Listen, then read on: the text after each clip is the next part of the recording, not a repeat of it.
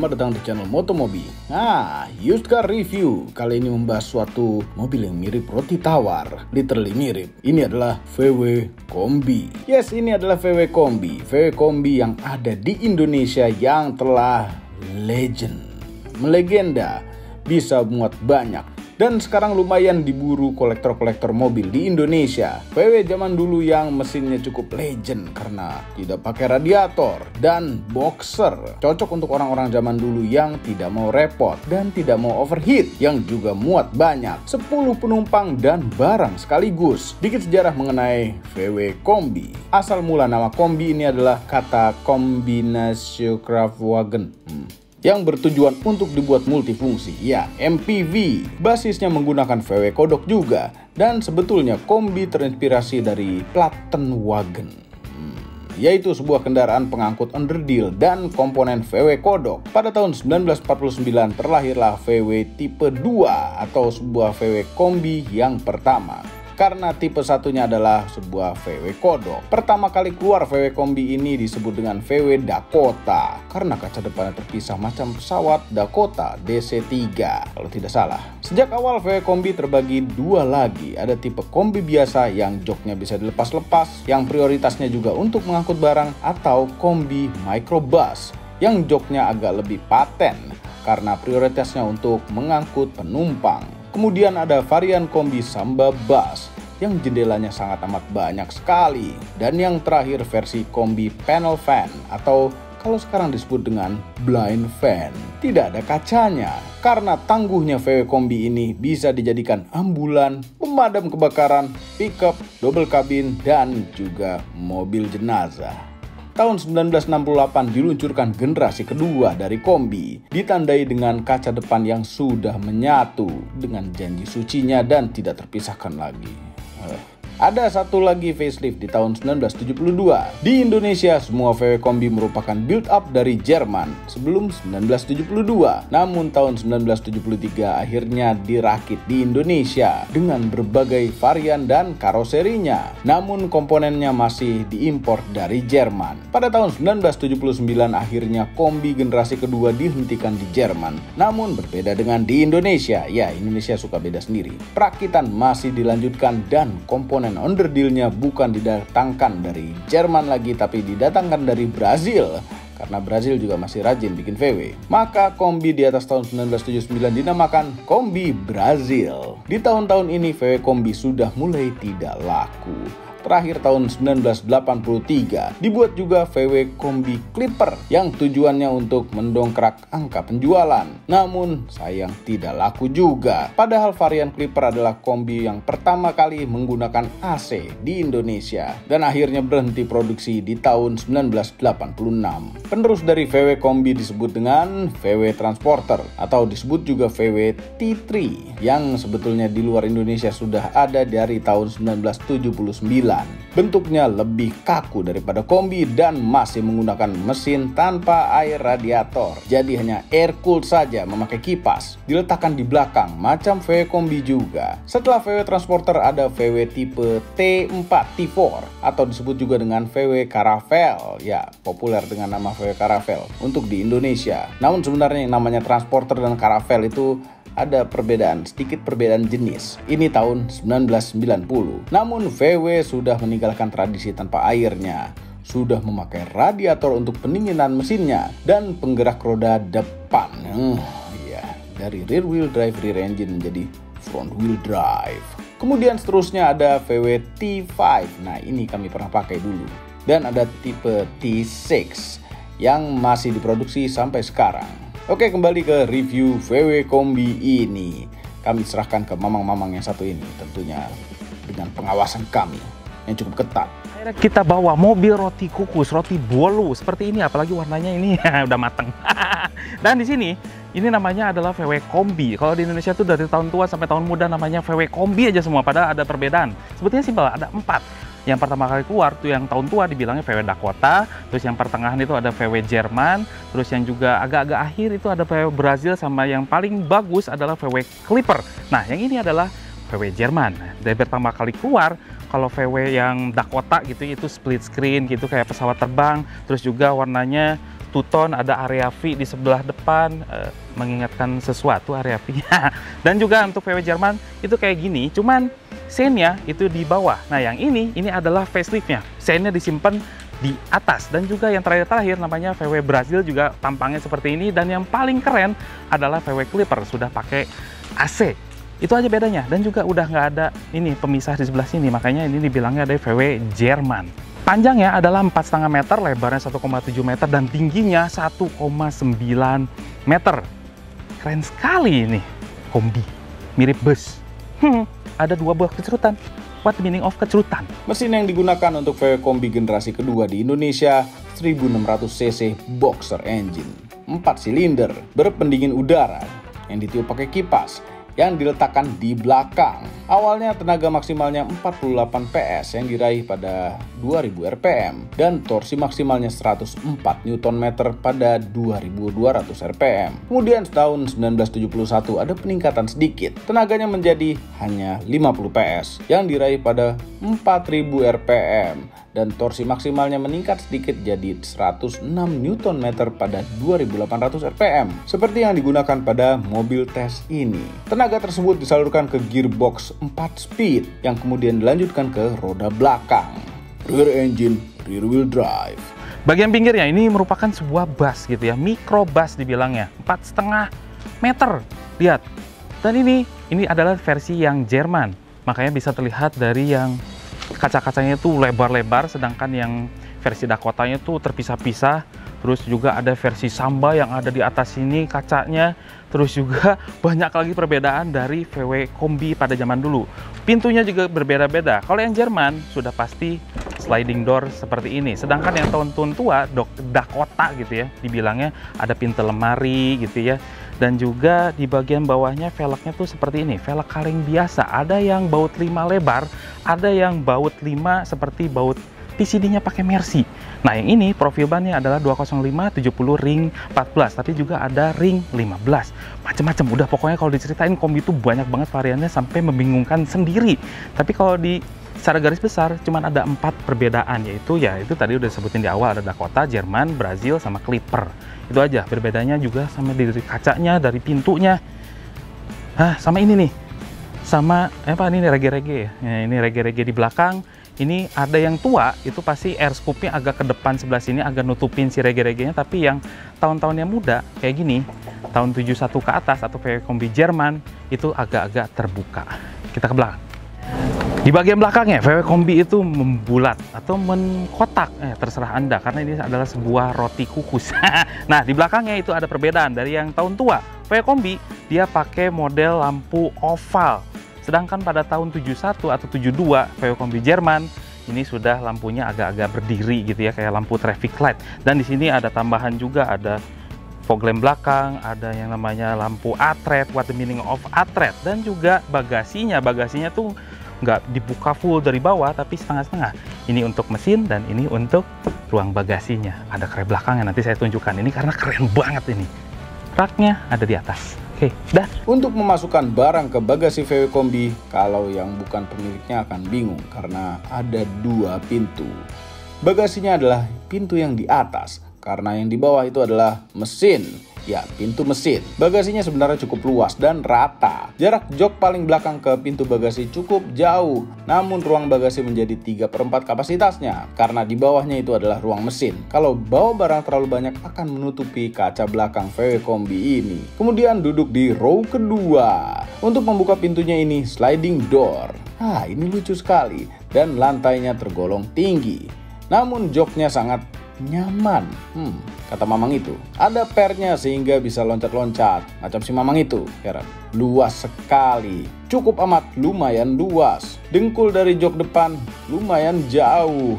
Headroomnya luas. Dan di row kedua ini bisa menampung 3 orang secara nyaman. Karena ini ada 3 headrest juga. Namun sepertinya dipaksakan 4 orang juga masih muat. Aksesoris di belakang sini hanya ada 1 buah asbak. Itu saja. Dan kaca jendelanya ini mirip Land Cruiser hardtop yang menyamping dibukanya. VW ini merupakan VW microbus yang artinya untuk prioritas penumpang, bukan barang. ditandai dengan adanya sekat antara row pertama dan row kedua. Sedangkan untuk kombi biasa tidak ada sekatnya. Dan ini ada double blowernya.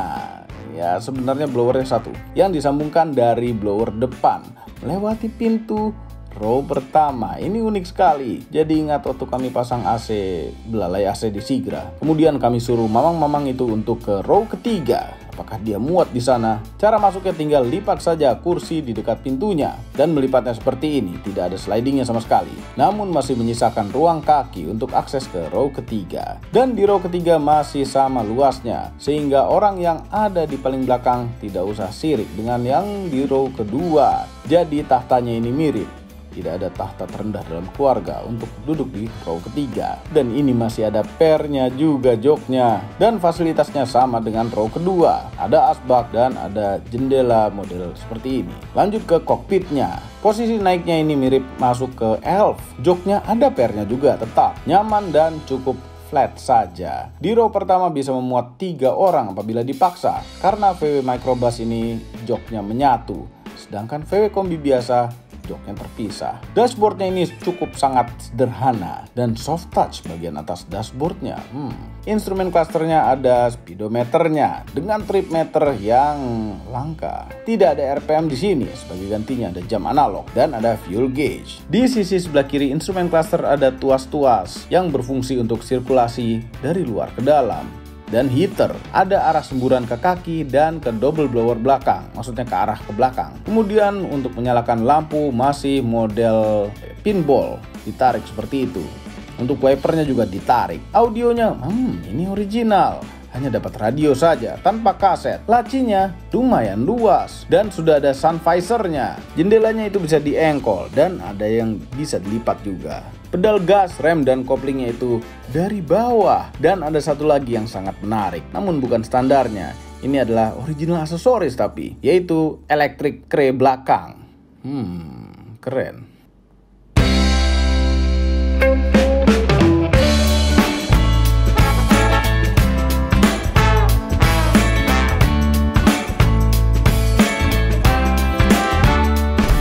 Jangan ditanyain lagi, sebuah mobil basic van pada zaman dulu visibilitasnya gede-gede, kacanya lebar-lebar, apalagi kalau kombi yang Jerman itu kacanya tuh lebar-lebar kayak gini ya, jadi nggak ada pemisah.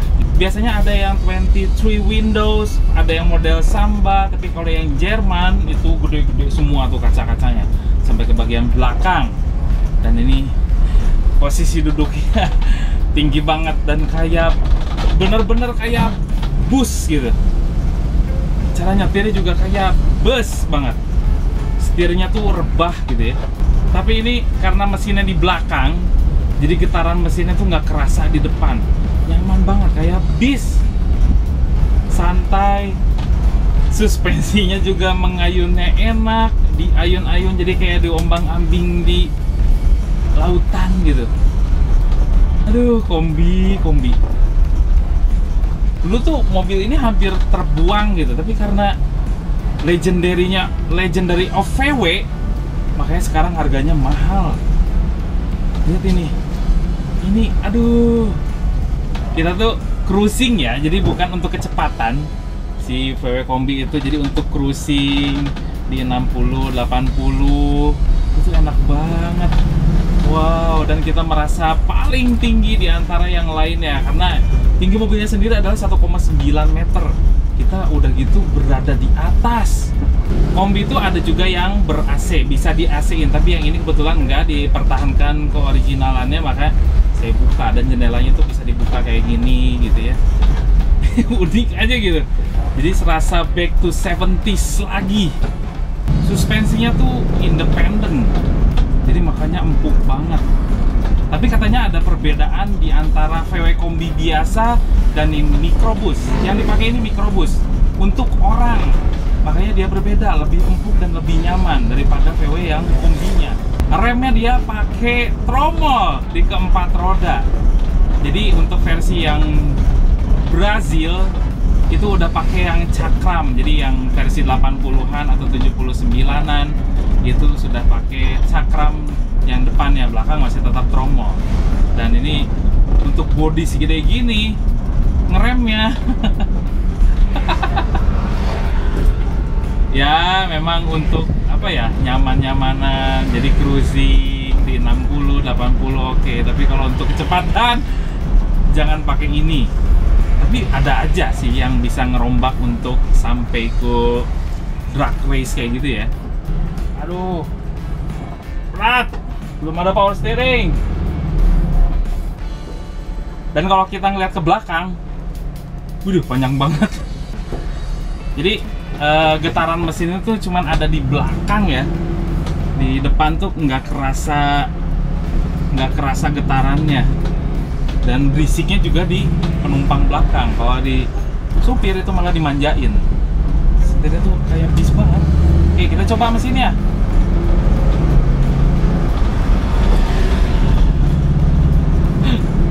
Transmisinya cuma 4 speed dan couplingnya agak-agak berat. Tapi ini kawinan antara mesin dan transmisinya saya bilang pas untuk menghela torsi 104 Nm saja. Karena bodinya tuh berat ini sebetulnya. 1600 cc loh, bayangkan 1600 cc pada zaman dulu kan kecil banget sebetulnya powernya. Tapi dia mampu-mampu aja untuk membawa kombi sebesar ini. Itu hebatnya VW. Tanpa radiator lagi. Magic lagi. Itu nggak tahu tuh bisa dingin mesinnya tanpa radiator. Dan memang ini dulunya mesinnya dirancang untuk kendaraan di gurun gitu ya, yang nggak ada air sama sekali. Jadi ya amazing aja gitu sama mesinnya, nggak terlalu berat atau gimana gitu ya. Kekedapan kabin ya bisa dibayangkan, ini kan dibuka gitu ya, tapi kalau ditutup juga nggak begitu mengobati kekedapan kabin yang bagus karena cukup berisik di kombi, terutama di penumpang belakang justru paling berisik karena mesinnya ada di belakang. VW Kombi layak menjadi koleksi karena dia udah mulai jarang dan harganya sekarang waduh gitu ya. Dan ini bisa di custom menjadi apa aja, menjadi ceper, menjadi OEM-OEM-an seperti ini, atau bisa menjadi food truck, coba bayangkan. Dan ini interiornya tuh lega gitu ya, banyak multifungsi. Terus juga ngerawatnya juga gampang karena mesinnya tergolong sederhana, spare partnya juga masih banyak. Tapi yang namanya body part dari VW yang tua-tua seperti ini, aduh harganya gila ya, perintilan yang kecil-kecil kayak gini tuh udah mahal banget.